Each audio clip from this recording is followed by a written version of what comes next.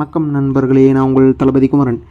ரீசெண்டாக பொலிட்டிக்ஸில் என்ன நியூஸ் ட்ரெண்டாக போயிட்டுருக்கு அப்படின்னு பார்த்தீங்கன்னா, நாம் தமிழர் கட்சி ஒருங்கிணைப்பாளர் சீமான் அவர்கள் வந்து நேற்றுக்கு 6 மணி வாக்கில் சூப்பர் ஸ்டார் ரஜினிகாந்த் அவர்களை வந்து அவரோட போயஸ் கார்டன் இல்லத்தில் வந்து சந்தித்து பேசியிருக்காரு.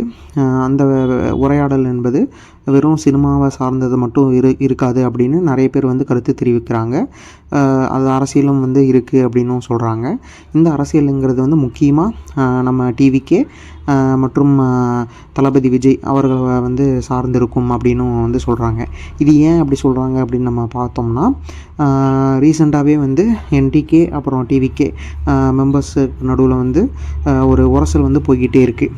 இது வந்து இதை சமாளிக்கும் வகையில் தான் வந்து சீமான் அவர்கள் வந்து அந்த சூப்பர் ஸ்டார் ரஜினி அவர்களை வந்து சந்தித்து சப்போர்ட் வந்து 2026க்கு வந்து எலெக்ஷனுக்கு வந்து கேட்டிருப்பாரு அப்படிங்கிறத தான் வந்து மைய கருத்தை வந்து அவங்க வந்து தெரிவிக்கிறாங்க.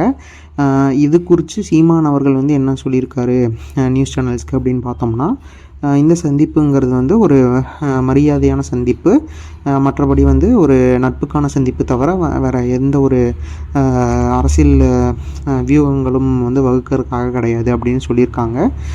அது மட்டும் இல்லாமல் வேட்டையன் படத்துக்கு வந்து அவர் வந்து ஒரு அறிக்கையின் மூலமாக வந்து படம் நல்லா இருக்குது அப்படின்னு வந்து சொல்லியிருந்தார்.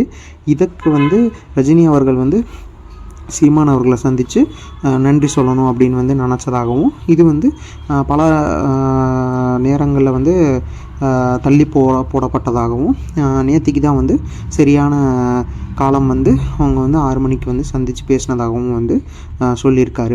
இது எந்த அளவுக்கு வந்து உண்மை அப்படிங்கிறது வந்து நம்மளுக்கு தெரியல. காலம்தான் வந்து பதில் சொல்லணும்.